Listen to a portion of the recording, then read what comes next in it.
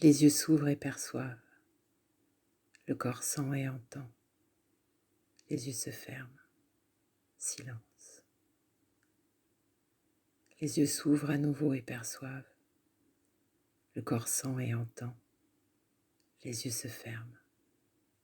Silence. Les yeux s'ouvrent encore et perçoivent. Le corps sent et entend. Les yeux se ferment. Silence.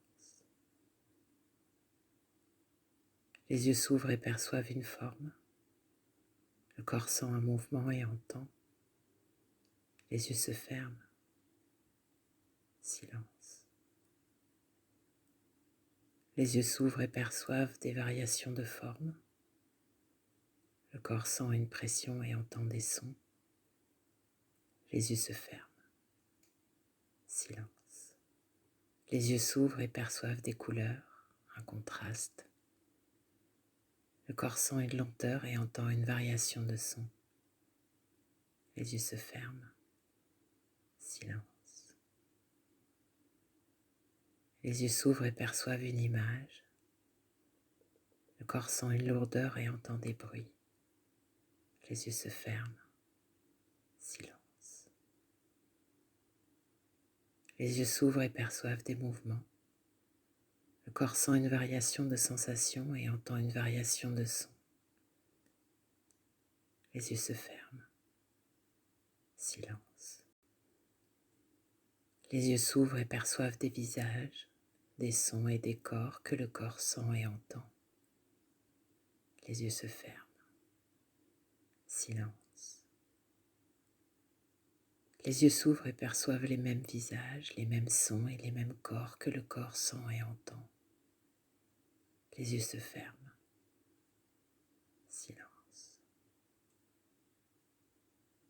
Les yeux s'ouvrent et perçoivent des formes prononçant des sons, amorçant des gestes que le corps ressent. Les yeux se ferment. Silence. Les yeux s'ouvrent et perçoivent le corps. Le corps sent et entend. Les yeux se ferment. Silence. Mes yeux s'ouvrent et perçoivent mon corps. Mon corps sent et entend. Mes yeux se ferment. Silence. Ici débute mon histoire, ma légende, mon apparition dans le silence. J'apparais comme un stylo qui pose sa pointe sur le papier du champ infini des possibles. Voilà ainsi le silence qui semble capturer dans un corps une définition, une expression, un ressenti. À travers moi, l'expérience du silence peut se vivre, percevoir, sentir, entendre. Mais le silence veut également faire l'expérience de penser. À chaque fois que le silence veut faire l'expérience de penser, je pense. À chaque fois que le silence veut faire l'expérience de sentir, je sens. À chaque fois que le silence veut faire l'expérience d'entendre, j'entends. Je apparaît alors comme le premier mot qui s'écrit dans mon roman. Je est très tangible. Il est perçu comme défini par l'essence de mon corps. Il a, au fil du temps, sa vision propre du décor dans lequel il évolue. Ainsi ma légende commence-t-elle. Mon histoire s'écrira à chaque seconde, dès lors que le silence se manifestera, en paroles, en gestes et en pensées. Je m'appelle, je suis, je fais, je viens, j'ai connu, ressenti et vécu, sont autant de chapitres de ma vie consignés dans mon roman, l'histoire de ma vie. Le silence se fond alors dans la forme, les formulations et les réflexions. Le silence devient le personnage d'un roman jusqu'à en oublier qui il est. Vraiment. Mes yeux se ferment. Silence. Chaque matin, le silence semble se perdre dans un vacarme de pensée, forgeant année après année sa légende, dans une forme se définissant au fur et à mesure, il quittera l'expérience directe de percevoir, sentir et penser, pour plonger toujours plus dans la pensée elle-même. Il croit, il élabore, il évalue et délimite. Il juge, soupèse, inclut et exclut. Le silence conceptualise son roman. Mes yeux se ferment. Silence. J'ouvre les yeux, reprenant le fil de l'histoire de ce que je ne veux plus et de ce que j'aimerais. Je me lève. Un jour arrive où, forcé de constater que je n'obtiens pas satisfaction, la vie me présente encore les mêmes scènes, les mêmes émotions, les mêmes défis. Le chapitre grosse colère de mon roman s'écrit alors. Qu'est-ce qui cloche ?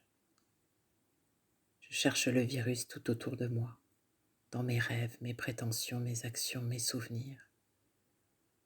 Je finis par fouiller dans mes pensées. Où est cette pensée racine, celle qui a engendré toutes les autres et tout ce cirque de confusion ? Rien. Je ne trouve aucune qui m'aurait dit un jour « Tu es ce que tu penses ». Aucune loi non plus. Très logiquement, et j'en profite ici pour remercier mes pensées, je me suis demandé d'où elles venaient, celles qui font qui je suis aujourd'hui. Voici celles qui se sont présentées comme réponse à cette question.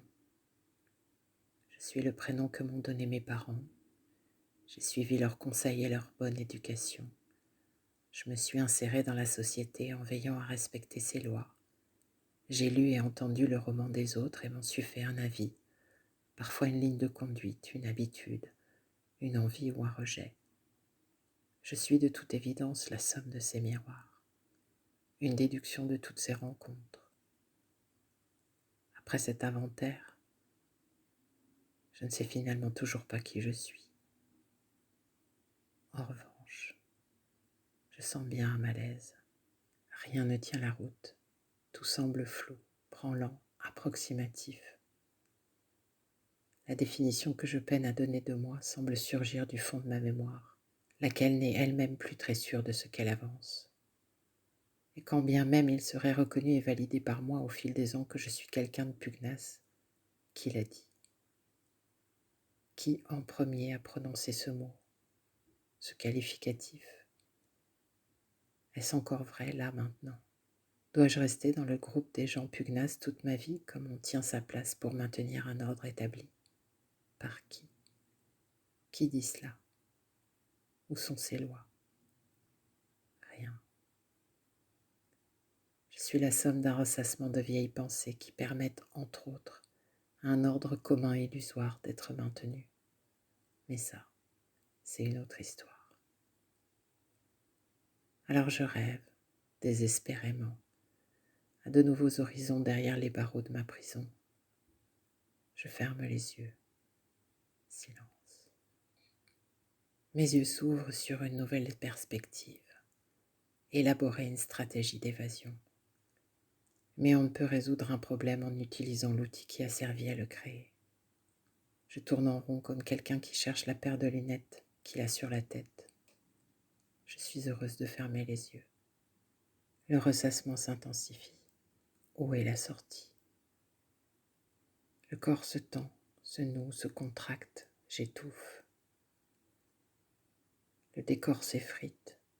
Je suis alors l'observateur d'un feu d'artifice de contradictions, de questions restant sans réponse, d'espoir sans écho, de lutte sans adversaire. Je crois de moins en moins en ma mémoire. Je n'ai aucun élan vers demain. Qui suis-je ? Pas de réponse. Seulement ces vieilles rengaines et la peur dans les tripes. De toute évidence, je vais mourir. J'ai peur de fermer les yeux. Mais Dieu merci, le corps a besoin de repos. Je me lève sans envie, vidé ou presque. Non de mon histoire, mais du besoin de suivre compulsivement le fil de mes pensées de la veille. J'ai l'élan de ne rien faire, absolument rien. Je reste allongée à observer le balai de mes pensées. Elles m'intéressent de moins en moins. À quoi bon ? Elles ne répondent plus à mes questions. Si d'aventure je partage un moment avec quelqu'un, j'observe ce qui me traverse, les automatismes de langage, de posture, mes émotions. Ils m'intéressent de moins en moins eux aussi, c'est sûr. Je suis en train de mourir, de m'effacer. Comment vais-je vivre dans ce monde s'il ne m'intéresse plus? J'ai peur de fermer les yeux. Les pensées sont plus présentes que jamais. Elles sont puissantes aussi, convaincantes. Parfois elles embarquent mon attention. J'arrive à en sourire. Une compréhension se rive enfin. Les pensées sont intimement liées aux peurs et aux émotions. Un cercle vicieux. Alors du haut de mon mirador, les pensées tenues à bonne distance, les peurs comme les émotions ne me saisissent plus comme avant. Je n'ai plus qu'un seul élan, relâcher mon attention, desserrer, ne plus suivre une pensée qui va me raconter une vieille histoire, si belle et agréable soit-elle. Facile, oui, sur le papier. En réalité, la vigilance est de mise. Qu'à cela ne tienne, soyons vigilants. Je lance alors le programme Vigilance de chaque instant, la bonne blague. C'est un véritable travail à plein temps. Et pourtant, l'évidence est là. Ne plus suivre mes pensées semble efficace. Je suis plus calme et plus silencieuse aussi. C'est alors que tout naturellement le silence s'installe. Parler devient un effort. Qu'y aurait-il à dire de toute façon? Je ne sais plus rien. J'ai abdiqué. Les pensées et leur cortège d'effets sont encore là, mais je suis descendue de mon mirador pour m'installer sur un banc. Le silence n'est pas stable. L'histoire d'hier et de demain s'invite encore sur le devant de la scène, mais je reste sur mon banc. Le silence me fait encore peur. Il ne me raconte rien, lui. Lorsque je lui demande qui je suis, je n'obtiens aucune réponse. Il me touche ce silence. Il me remplit parfois d'une sensation indescriptible. Au fond de moi, je sais qu'il est la réponse à ce que je suis. Je le sais. Je finis par abdiquer devant mon questionnement. Après tout, comment le silence pourrait-il répondre à mes questions? Il me traverse, il émerge spontanément. Il émerge lorsque les questions ne se posent plus. Et si je m'abandonnais à cette spontanéité, à la réponse dans l'instant, sans qu'aucune question ne soit posée? Et si finalement je savais déjà la réponse? Il suffirait juste que j'en sois la manifestation spontanée, pour qu'un jour à nouveau, les yeux s'ouvrent et perçoivent, le corps sente et entende, que le silence que je suis soit le témoin qui s'expérimente.